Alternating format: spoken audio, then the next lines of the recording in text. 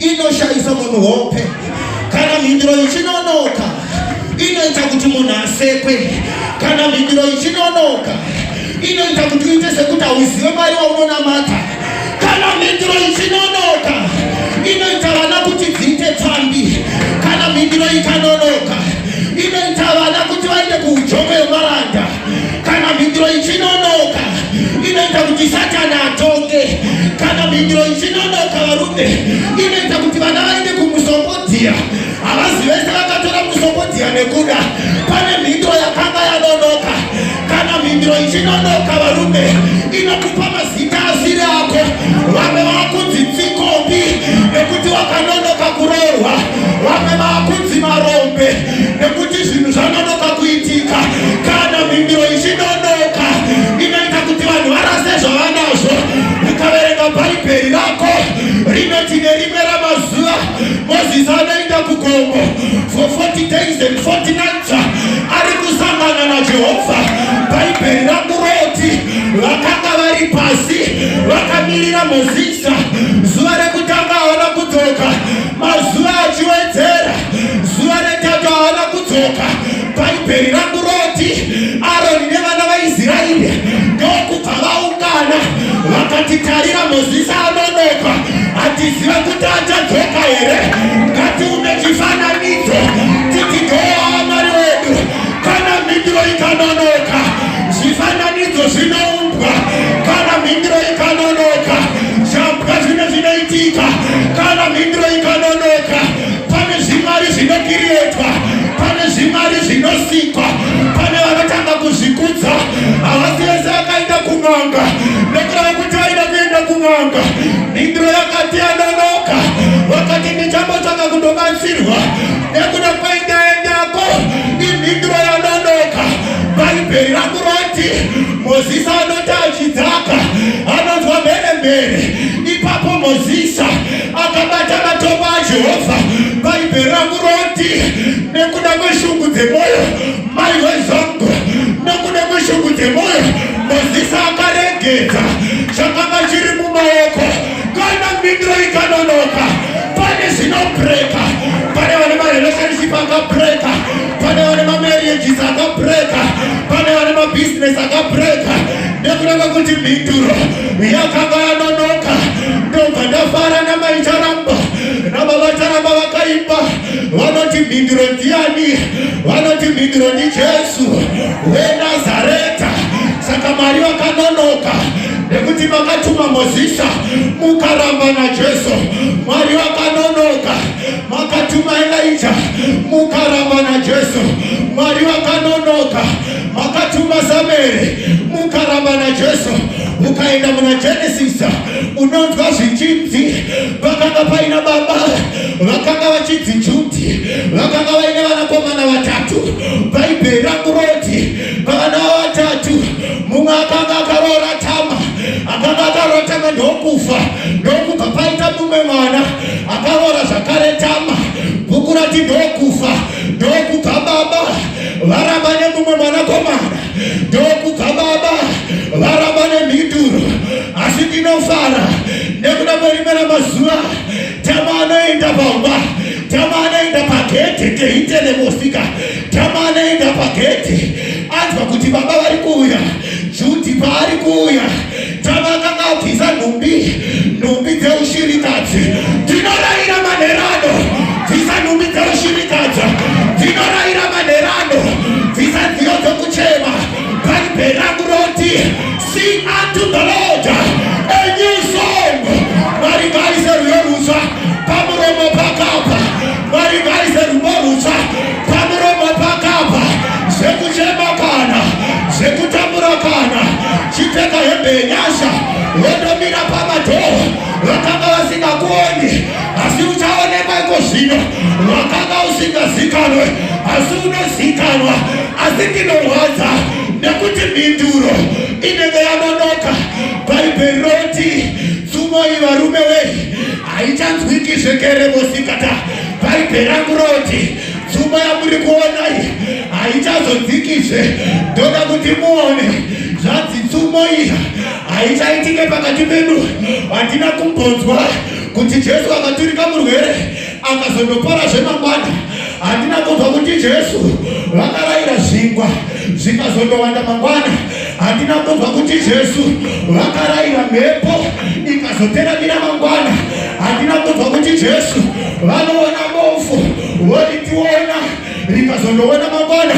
Handichade Mwari wa mangwana, handichade Mwari wa mangwana, nasi maderano. Handichade Mwari wa mangwana, nasi maderano. Handina mosha une pipi, nasi maderano. Handina mosha une kenza, nasi maderano. Handina mosha urowe, nasi maderano. Handina mosha une sugar diabetes, nasi maderano. Handina mosha une jeko, nasi maderano. Taneta na mazuwa anowedzera, ningiro ichinonoka. Taneta kuti gore rinouya, ningiro ichinonoka. Taneta kuti vhiki inouya, ningiro ichinonoka. Uri rede repostori, ngati uri rede repostori. Iti nasi maderano. Vana vangu vanobuda mufodya, nasi maderano. Zimbabwe zvinoona moto, nasi maderano. Mweyazvinga inoona moto, chakachaya maderano. Hatidi mangwana, tiri kuna Mwari wa nhasi. Haana kuwanza waini mangwana, haana kuzowanza waini kuswera mangwana. Vanongoticherai mundomupa. In the name of Jesus, I declare now, zvisina kutapira muupenyu hwako. Zvakapera in your life, zvakapera muupenyu hwako. Maderano ndinoprofita. Vane vane mamari dzakapera, vane mari dzinopera varume. Mazuva asina kufamba, pane mari dzinopera. Iwewe wacho uchirarama, kune zvinhu zvinopera. Iwewe uchienda mberi. Bhuku rati waini yakapera pakati pemutambo. Hakuna chinhu chinorwadza sezvinhu zvinopera pakati pemutambo. Business rinobroka, iwe unoramba uchirarama. Paunenge wakufamba, nyika inotanga akaromba. Saka ndo sakaita broke. I refuse now in the name of Jesus. Zvakatyiwa negwatakwata zvako zvakapera manerano. Vane kutenda kwakapera, vane chiprofita chakapera. Bhaibheri rangu rina mazuva kupedzisa. Ndichadurura zvemweya wangu pamusoro penyama yose. Vanakomana venyu nevanasikana venyu vachaprofita, kunyange nevatana vacharota hope. Bhaibheri roti shingairai zvipo zvemweya zvikuru seiwo kuti muprofite. Ndakutoraira wakagara bencha, Mwari ngaamutse vaprofita. Tinoramba chechi isingaone, tinoramba chechi isina maziso. Vana baba nana maiwe, ndoda kuti muone. Bhaibheri rangu roti pane murume ainzi Jona akanyora Revelation, akanga atochorwa maziso.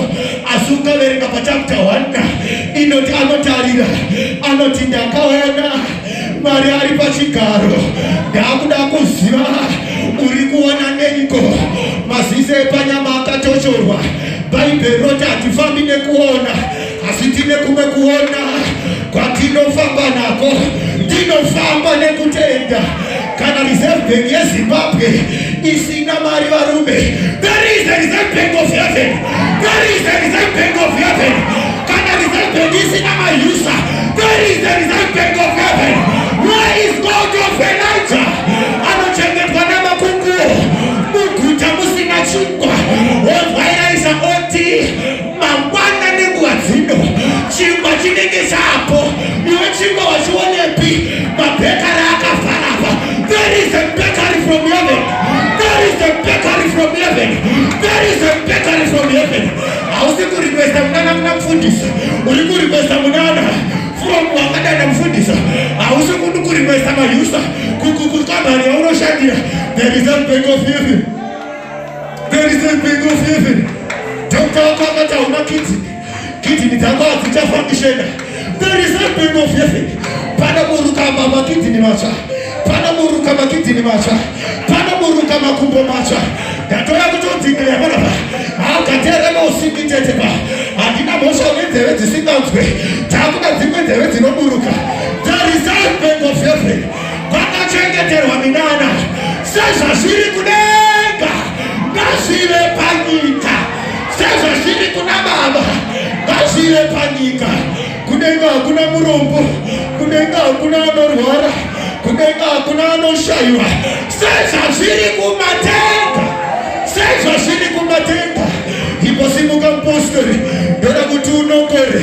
In the reserve bank of heaven, usatarisa nyika ikatikomberedza, usatarisa nyika ikatikomberedza. I declare now, rebo sikite rebosa, gakuti udeclare mu reserve bank of heaven, uchashamisika manerana. Tinotonokora in the reserve bank of heaven, tinonokora in the reserve bank of heaven. Mbuya Sara vakanga vachembera, asi kuna mara hakuna kuchembera, kuna mara hakuna kuchembera, vakabata pamuviri vachembera.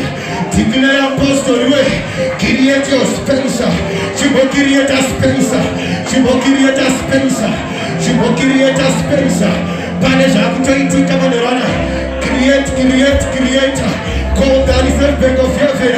Rebo so tekete, kune vane zvikwereta zvavasingachagone kubhadhara. Ndinodana the reserve bank of heaven, ndinodana the reserve bank of heaven. Kune vasingacharooreke, kune vasingacharoorwe varume. I call the reserve bank of heaven, I call the reserve bank of heaven. Rebo shikatarama, girosi dzapapasa iko zvino, girosi dzapapasa iko zvino. Takakuita zvavasati vakatomboita, takakuita zvavasati vakahoita. Kana une asima iko zvinezvi, karabasoketetepa, rekatekete, chiprofita zvaunoda, rekatakata, ahane madugumeneya, riketekite namadoske. Usati wambotaura netimi, wakutotaura nazvo. Zvipo zvemweya zvatoburuka, zvipo zvemweya zvatoburuka. Pavakamira ipapapo, pane chako chatoburuka, pane chako chatoburuka. In the name of Jesus, handina mhosva une miscarriages, handina mhosva ubate pamuvira. Ndatouya kutodeclare manerano mindiro hainonoke, mindiro hainonoke varume. Zvanzi tsumo iyi haichadzikezve, tsumo iyi haichadzikezve, kuti mazuva anoramba achiwedzera, mazuva anoramba achiwedzera, asi imba isingapere, mazuva anoramba achiwedzera. Iwewe uchishayiwa basa, mazuva anoramba achiwedzera. Iwewe uchitambudzika, mazuva anoramba achiwedzera. Iwewe usinganzwe Mwari, mazuva anoramba achiwedzera. Iwewe uri mukwereta, iwewe uri mupemba. Mweya Mutsvene chiita zvainoita, mweya Mutsvene chitanga kutofamba izvo zvisva, mweya Mutsvene chitanga kuvabata. Chibata mweya Mutsvene, chibata, mweya Mutsvene chibata.